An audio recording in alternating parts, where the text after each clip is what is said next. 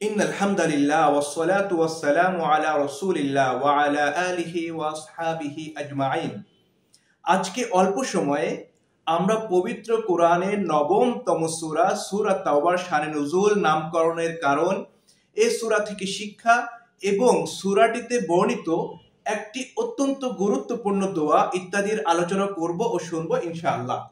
সূরা তাওবা একটি মাদানী সূরা। এই সূরায় 129টি আয়াত রয়েছে। সূরাটিতে যতগুলো আয়াত রয়েছে, বিভিন্ন প্রেক্ষাপটে আল্লাহ সুবহানাহু ওয়া তাআলা এই সূরার আয়াতগুলোকে অবতীর্ণ করেছেন। তবে নবম হিজরিতে তাবুক যুদ্ধের সময় এই সূরার অধিকাংশ আয়াত আল্লাহ সুবহানাহু ওয়া তাআলা অবতীর্ণ করেন। নবম হিজরিতে রোম সাম্রাজ্য মুসলমানদের উপর আক্রমণ করার পরিকল্পনা করল। রাসূলুল্লাহ সাল্লাল্লাহু আলাইহি ওয়াসাল্লাম এই সংবাদ শোনার পর সাহাবা ইকরাম রাদিয়াল্লাহু তাআলা আনহুমকে সাথে নিয়ে তাবুক যুদ্ধে বের হয়ে গেলেন। যেহেতু মদিনা থেকে রোম সাম্রাজ্য এটা অনেক দূরের পথ ছিল, পাশাপাশি ওই সময় মদিনায় অত্যন্ত গরম ছিল এবং খাদ্যের অভাবও ছিল। এই জন্য অনেকেই তাবুক যুদ্ধে যাওয়ার জন্য গড়িমসি করছিল, বিশেষ করে মুনাফিকরা। আল্লাহ সুবহানাহু ওয়া তাআলা মুনাফিকদের মুখোশ উন্মোচন করার জন্য এবং মুনাফিক ছাড়াও যারা তাবুক যুদ্ধে যাওয়ার জন্য গড়িমসি করছিল তাদের বিষয়গুলো বিস্তারিতভাবে আল্লাহ সুবহানাহু ওয়া তাআলা এই সূরার অধিকাংশ আয়াত নাজিল করে রাসূলুল্লাহ সাল্লাল্লাহু আলাইহি ওয়াসাল্লাম, সাহাবা ইকরাম রাদিয়াল্লাহু তাআলা আনহুম সহ কিয়ামত পর্যন্ত যত মুসলমান আসবে সবার সামনে পরিষ্কারভাবে তুলে ধরেছেন। সূরাটির নামকরণের কারণ, তাওবা শব্দের অর্থ হলো অনুতাপ, অনুশোচনা। আল্লাহ সুবহানাহু ওয়া তাআলা এই সূরার 102 নম্বর আয়াতে বলেন, আউযু বিল্লাহি মিনাশ শাইতানির রাজীম, বিসমিল্লাহির রহমানির রহিম। ওয়া আখারুনা আতারাফু বিযুনুবিহিম খালাতু আমালান সালিহান ওয়া আখারা সাইয়্যা আসাল্লাহু আন ইয়াতুবা আলাইহিম আসাল্লাহু আন ইয়াতুবা আলাইহিম। আশা করা যায় আল্লাহ তাদের তাওবা কবুল করবেন। এই যে 102 নম্বর আয়াতে আল্লাহ সুবহানাহু ওয়া তাআলা বললেন আসাল্লাহু আন ইয়াতুবা আলাইহিম, যে আশা করা যায় আল্লাহ তাদের তাওবা কবুল করবেন। এই আন ইয়াতুবা আলাইহিম, এই যে তাওবা শব্দ এই আয়াতে উল্লেখ রয়েছে, এই তাওবা শব্দটিকে কেন্দ্র করে এই সূরার নামকরণ করা হয়েছে সূরা তাওবা। ইন্নাল্লাহা গফুরুর রহিম। এই সূরার নামকরণের আরেকটি উল্লেখযোগ্য কারণ হলো 118 নম্বর আয়াতে আল্লাহ সুবহানাহু ওয়া তাআলা বলেন, ওয়া আলা সালাসাতিল্লাযীনা খুল্লিফু হাত্তা ইযা দাকাত আলাইহিমুল আরদু বিমা রাহুবাত وضاقت عليهم أنفسهم وظنوا أن لا ملجأ من الله إلا إليه ثم تاب عليهم ليتوبوا إن الله هو التواب الرحيم। কাব ইবনে মালিক, হিলাল ইবনে উমাইয়া, মুরারা ইবনে রাবি, এই তিনজন সাহাবা তাবুক যুদ্ধে যাননি।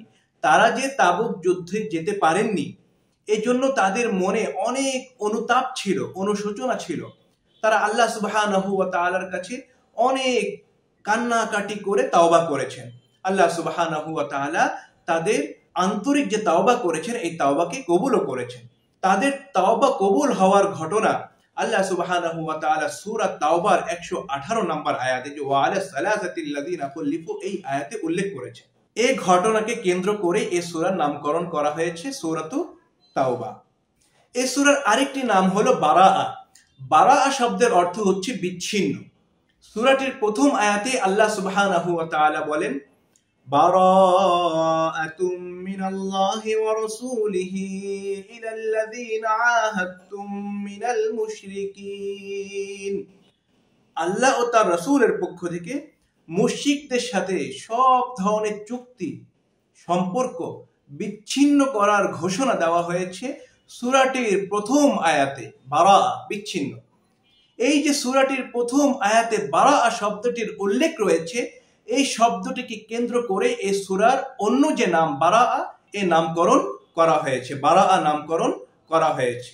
পবিত্র কোরআনের প্রতিটি সূরার শুরুতে বিসমিল্লাহর উল্লেখ রয়েছে, কিন্তু একমাত্র সূরা হলো সূরা তাওবা, যার শুরুতে বিসমিল্লাহর উল্লেখ নেই। এ ব্যাপারে মুফাসসিরিন রাহিমাহুমুল্লাহ নানান মতামত দিয়েছেন। কোন মুফাসসির বলেছেন সূরা তাওবা সূরা আনফালের অংশ, যেহেতু এটি স্বতন্ত্র সূরা না, সূরা আনফালেরই একটা অংশ। সূরা আনফালে বিসমিল্লাহর উল্লেখ রয়েছে, এই জন্য এই সূরায় বিসমিল্লাহর উল্লেখ করা হয়নি। কোন মুফাসসিরিন রাহিমাহুমুল্লাহ বলেছেন রাসূলুল্লাহ সাল্লাল্লাহু আলাইহি ওয়াসাল্লাম ওহী লেখক সাহাবাদেরকে দিয়ে, কোরআন লেখক সাহাবাদেরকে দিয়ে এই সূরার শুরুতে বিসমিল্লাহ লেখাননি। যেহেতু রাসূলুল্লাহ সাল্লাল্লাহু আলাইহি ওয়াসাল্লাম সাহাবা ইকরাম রাদিয়াল্লাহু তাআলা আনহুমকে দিয়ে এই সূরার শুরুতে বিসমিল্লাহ লেখাননি, এজন্য পরবর্তীতে আর কোন মুসলমান এই সূরার শুরুতে বিসমিল্লাহ লেখেনি। এই সূরা থেকে উল্লেখযোগ্য শিক্ষা হলো আমরা মানুষ, আমাদের মাধ্যমে পাপ হয়ে যাবে, ভুল ত্রুটি হবে, বিচ্যুতি হবে, কিন্তু এই পাপ নিয়ে, বিচ্যুতি নিয়ে, ভুল ত্রুটি নিয়ে গর্ব করার কিছু নাই। বরং যখনই পাপ হয়ে যাবে, ভুল হয়ে যাবে, বিচ্যুতি হয়ে যাবে, আমরা মন থেকে, অন্তর থেকে আল্লাহ সুবহানাহু ওয়া তাআলার কাছে মাফ চাইব, তাওবা করব। যদি আমরা মন থেকে, অন্তর থেকে আল্লাহ সুবহানাহু ওয়া তাআলার কাছে পাপ হয়ে যাওয়ার পরে, ভুল হয়ে যাওয়ার পরে, ত্রুটি হয়ে যাওয়ার পরে তাওবা করি, আল্লাহ সুবহানাহু ওয়া তাআলা কাব ইবনে মালিক, হিলাল ইবনে উমাইয়া, মুরারা ইবনে রাবি, এই তিনজন সাহাবা সহ অন্যান্যদেরকে যেভাবে মাফ করেছেন আমাদেরকে সেভাবেই মাফ করবেন ইনশাআল্লাহ। এই সূরার 129 নম্বর আয়াতে একটি গুরুত্বপূর্ণ দোয়া আল্লাহ সুবহানাহু ওয়া তাআলা উল্লেখ করেছেন। দোয়াটি হলো হাসবিয়াল্লাহু লা ইলাহা ইল্লাহু আলাইহি তাওয়াক্কালতু ওয়া হুয়া রাব্বুল আরশিল আযীম। সকাল ও সন্ধ্যা, ফজরের পরে, মাগরিবের পরে যদি কেউ আয়াতের এই অংশ হাসবিয়াল্লাহু লা ইলাহা ইল্লাহু আলাইহি তাওয়াক্কালতু ওয়া হুয়া রাব্বুল আরশিল আযীম 7 বার করে পড়ে, ফজরের পরে 7 বার, মাগরিবের পরে 7 বার, আল্লাহ সুবহানাহু ওয়া তাআলা যে পড়বে তার যত রকমের পেরেশানি আছে, অস্থিরতা আছে, সব অস্থিরতা, পেরেশানি ধীরে ধীরে আল্লাহ সুবহানাহু ওয়া তাআলা দূর করে দিবেন ইনশাআল্লাহ। আমার জন্য দোয়া করবেন যেন আমি আপনাদের সামনে পবিত্র কোরআনের প্রতিটি সূরার শানে নুজুল, নামকরণের কারণ, শিক্ষা, উল্লেখযোগ্য দোয়া, তাফসীর ইত্যাদি শুদ্ধভাবে, চমৎকারভাবে তুলে ধরতে পারি ইনশাআল্লাহ। আমার সাথেই থাকবেন, আমার চ্যানেলের সাথেই থাকবেন। আসসালামু আলাইকুম ওয়া রাহমাতুল্লাহি ওয়া বারাকাতুহু।